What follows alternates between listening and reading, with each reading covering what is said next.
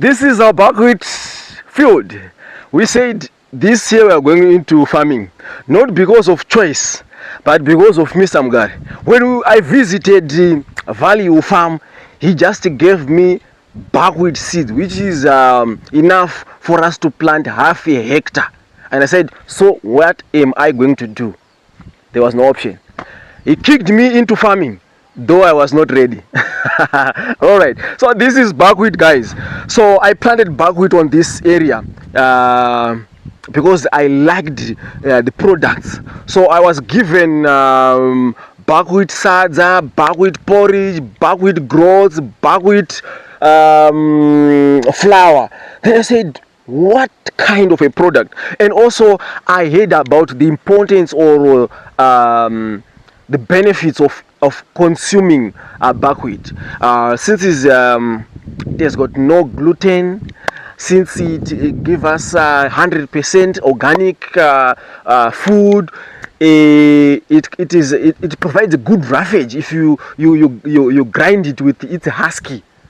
This is one of the things that I learned after, that you can even not dehusk buckwheat even if you want to make buckwheat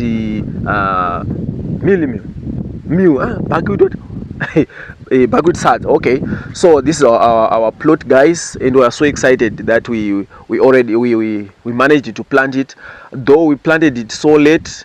It was planted in February 2026. We thought we could manage to do it in January, but because of some of the challenges, we planted it so late. After around 2-3 weeks, we are seeing our field is already white. It's so nice. I never saw a crop which is so nice like this one. Sometimes you don't even see yourself as if you are still in deep rural of Urungwe. Yeah, this is so nice and beautiful. Here we are seeing our plant is around I think for this one is around the 40 centimeters, and it's already flowering. So, and now we want to thank God that we are still receiving a lot of rainfall. A lot, as if the season is starting right now. We are getting a lot of rainfall here in Urungwe, and it's a benefit, it's a plus to us, and we are so excited and believe that this is going to give us an optimum harvest. Though we planted late, you know what happens if you plant late. If you are not putting fertilizers, sora daga ratonora sisina that heat, saka mbeu dzimwe dzinopesera kuitwa dzinosa manya zvakanyanya. Maybe I believe also my nutrients anenge alicha, but isu tikuona kuti buckwheat yedu panapa takangoidyara haina kuiswa fertilizer. All right, so what happened here is that panapa this area was plowed. After plowing for the first time, there was a second phase of plowing. We wanted to make sure that our soil is fine. Though we are using an ox-drawn moldboard plow, you know the challenges of using an ox-drawn moldboard plow. Sometimes the field does not go that is fine, and the area was the seed was broadcasted, making with the intention that to come back and cover using a hara, but using a tree branch. You know what we use sometimes in rural areas with limited equipment.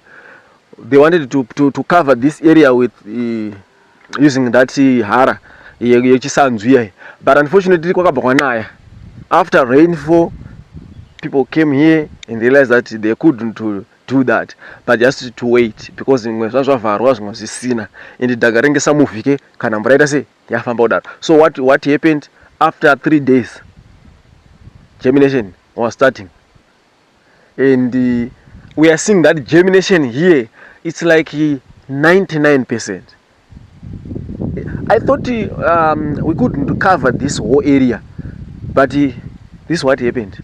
And I'm also witnessing that pane dzimwe nzvimbo dzakasara masora rakapotswa apo neapo handiti, imomo ndoma tiri kuona sora and muma areas ese pekuti pakangomera buckwheat amuna sora. I don't know buckwheat yakaita sei, it's so powerful to such an extent that where it germinated very well, it inhibits weeds to grow. I don't know if it is the chemical reaction that comes underground there, or is this a shade. But in terms of shade, I think it's poorer than maize. But buckwheat produces a good weed inhibiting factor. So I think for those people who are trying to find an organic plant or an organic food, this is one of the things that you can do very well. Planting, no chemicals, no weed, no what, no herbicides, and even diseases. From the one who is doing some researches on buckwheat, he said, as so far in Zimbabwe, there are no diseases that have been detected on buckwheat. So even we don't have any pesticides, no any fungicide that we are using, but look, so natural. And I also realized that buckwheat is like an invasive plant. When the seeds are thrown in the forest though, they can germinate there. They can grow even amongst the soil, the weeds. Imagine such type of a crop if you are dealing with the buckwheat. And guys, I'm going to continue giving you some updates on what are we going to do next, the amount of harvest that we're going to get from this half hectare plot. And in terms of market, I think this year I'm not much worried about going to market like the public market, because I think my portion of buckwheat is so small. I want to grow a lot of buckwheat because, you know, this time we are having challenges of droughts. This one is we are saying that it can manage to grow very well in drought period. So I want to keep this one for ourselves. And if I'm going to sell, I think for those people who are closer, maybe people who are going to request small quantities. But I'm not yet talking about selling of tons, because even this area I don't think I can get many tons. But even if I get that, I will reproduce, because I want this one to multiply. And in my area, I think we are two. I got an old man who used it to plant it. When I saw this one at a value farm, I came back and find out with that old man. I said, okay, I'm still getting it, I'm still planting it, but he's planting in small quantities. I think he was talking about planting maybe half a gallon, but I think this year we can multiply and help other people to get this plant, because I think it's a miraculous plant, because the healing factor, I got people having testimony on reducing blood sugar. That's what I heard from people who are diabetic. Yes, Raji? H126. Alright, get good at beds. Okay, so from people who are diabetic, I heard them saying, if you drink tea, you know, we used to drink tea, but now our buckwheat is now flowering, so it's so challenging to get a buckwheat. So we used to take this tender leaves and make our green tea, just to boil and drink. It's so nice. And also tried to eat these leaves as a relish, just to cut, fry, then eating. It's so nice also. So I believe our area, we need to distribute a number of seeds, so that our neighbors will be able to grow this. When we did our demonstration plot back at our backyard today, many people were so amazed.